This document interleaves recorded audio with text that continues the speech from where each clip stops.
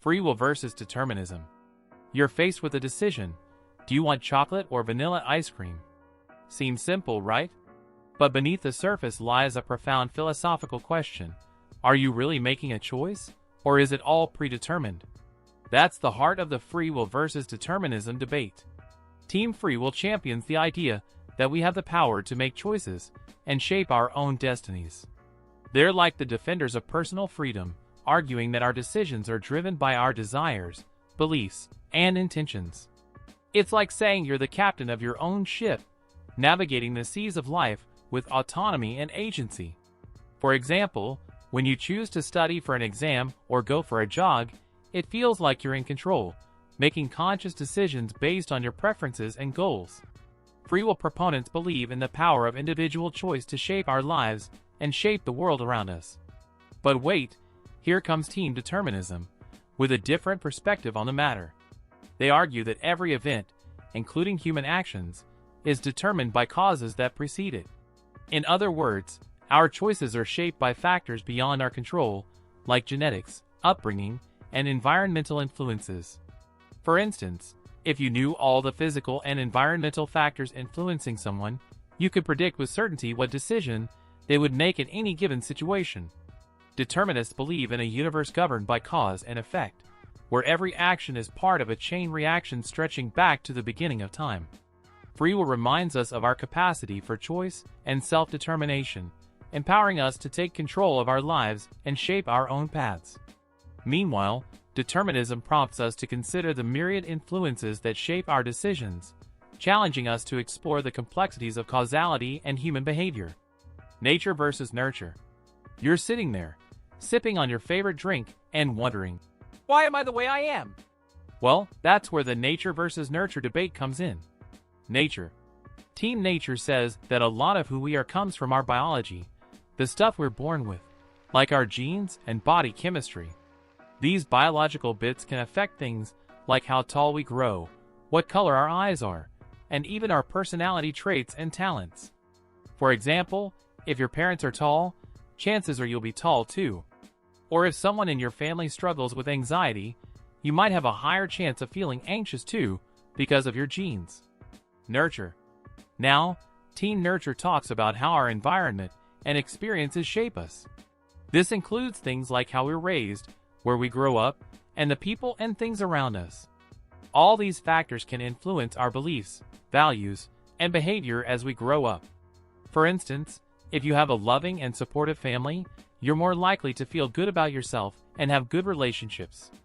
But if you go through tough times or trauma, it can affect how you feel about yourself and how you act later on. But here's the cool part. It's not just one or the other. Nature and nurture actually work together in a kind of tag team. Our genes can affect how we react to our environment, and our environment can affect how our genes work. For example, you might have genes that make you more likely to gain weight, but if you eat healthy and exercise, you can still stay fit. Or you might have genes for a certain mental health condition, but with support and therapy, you can manage it better. Realism versus idealism. You're looking at a beautiful sunset, and you can't help but wonder, is what I see really there, or is it all just in my head? That's the crux of the realism versus idealism debate. Team Realism believes that there's a reality out there, separate from our thoughts and perceptions. They're like the champions of objective truth, saying that things exist whether or not we're aware of them. It's like saying the sun is still shining, even if we close our eyes. For example, if you drop an apple, it falls to the ground. That's the law of gravity at work, and it doesn't care what you believe about it. Realists believe in a world that exists independently of our minds, with its own rules and properties. But hold on, here comes Team Idealism, with a different take on reality. They argue that what we perceive as reality is actually a product of our thoughts and consciousness. In other words, reality is subjective and shaped by our minds. For instance, have you ever had a dream that felt so real you could almost touch it? That's the kind of reality that idealists talk about, one that's created by our perceptions and interpretations. Realism reminds us of the importance of objective truth and the existence of a reality beyond our perceptions. Meanwhile, Idealism challenges us to consider the role of our minds in shaping our experiences and interpretations of reality. Utilitarianism versus Deontology. You're faced with a tough decision. Do you tell a white lie to spare someone's feelings? Or do you stick to the truth no matter what? Seems tricky, right? Well, that's the heart of the utilitarianism versus deontology debate.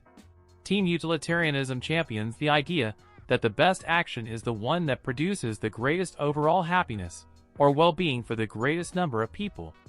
They're like the defenders of the greater good, arguing that moral decisions should be based on the consequences they produce. For example, if telling a small lie prevents someone from feeling hurt or embarrassed, and it leads to greater happiness overall, then according to utilitarianism, it might be the right thing to do. Utilitarians believe in maximizing happiness and minimizing suffering as the ultimate moral goal. But hold on, here comes Team Deontology with a different approach to ethics. They argue that certain actions are inherently right or wrong, regardless of their consequences. Instead of focusing on outcomes, deontologists emphasize following moral rules or duties.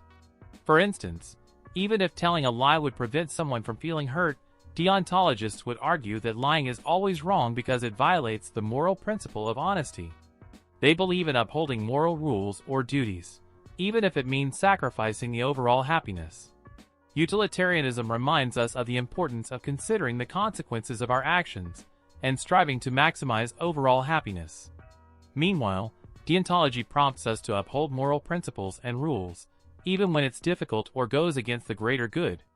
Relativism versus absolutism.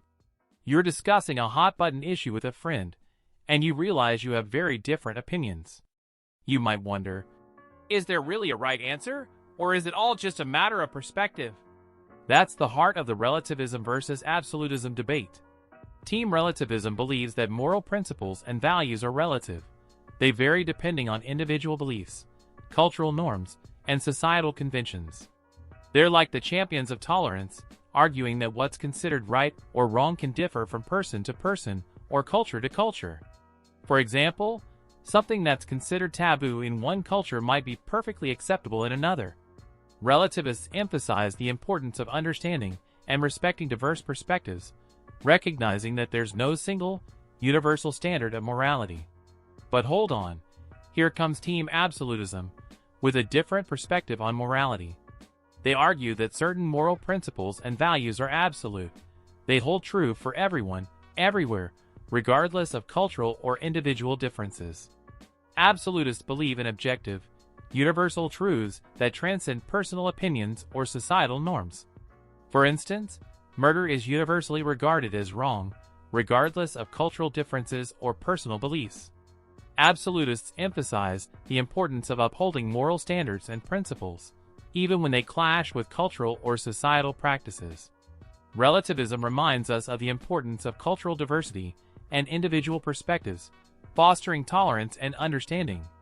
Meanwhile, absolutism underscores the existence of objective moral truths and the importance of upholding moral principles.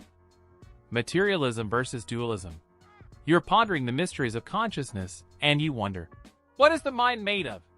Is it just physical stuff, or is there something more? That's the heart of the materialism versus dualism debate. Team Materialism argues that everything, including the mind and consciousness, is ultimately reducible to physical matter. They're like the champions of science, saying that the brain is the seat of consciousness, and all mental processes can be explained in terms of neurons firing and biochemical reactions.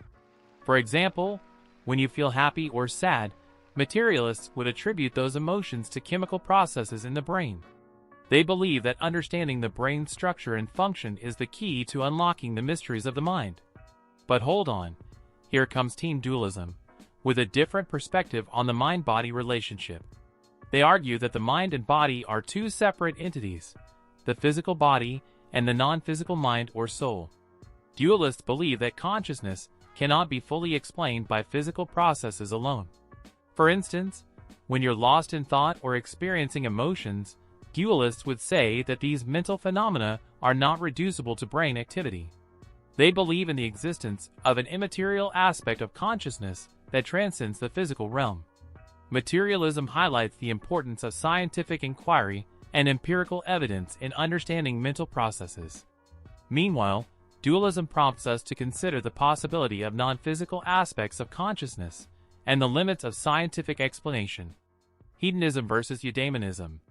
You're contemplating what it means to live a fulfilling life, and you wonder, is happiness all about pleasure, or is there something deeper?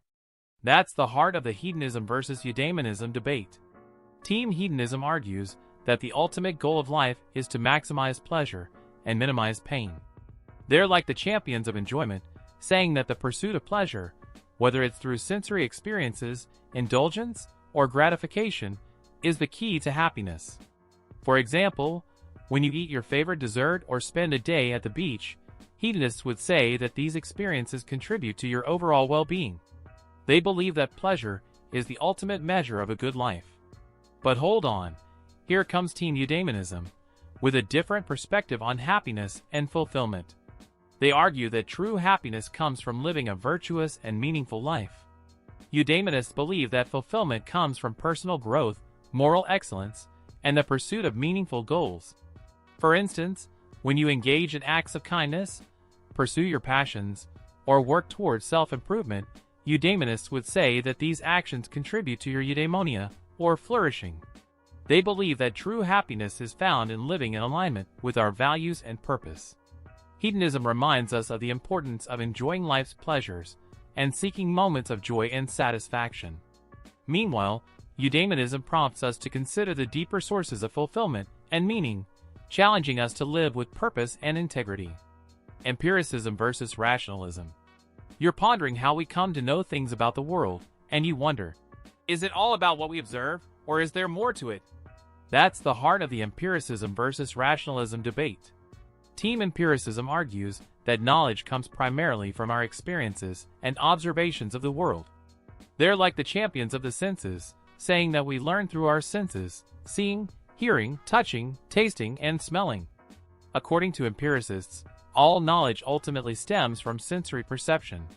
For example, when you learn about the properties of water by seeing it, feeling it, or tasting it, empiricists would say that you're relying on your senses to gather knowledge. They believe that observation and experimentation are the keys to unlocking the mysteries of the universe. But hold on, here comes Team Rationalism, with a different approach to knowledge. They argue that reason and logic are the primary sources of knowledge, independent of sensory experience. Rationalists are like the champions of the mind, saying that certain truths can be known through reason alone, without relying on observation. For instance, when you understand mathematical concepts or logical principles, rationalists would say that you're tapping into innate knowledge that doesn't require sensory input. They believe that the mind has the capacity to grasp truths that go beyond what our senses can perceive. Empiricism reminds us of the importance of observation and experience in gaining knowledge about the world around us. Meanwhile, rationalism highlights the power of reason and the mind's ability to grasp truths that go beyond sensory perception. That's it, folks. If you decide to touch grass and you're out with people, and conversation becomes philosophical, you can sound smart with this surface-level knowledge you just acquired. And hey, if you're vibing with the content, subscribe so that I can monetize my channel and earn money. Bye!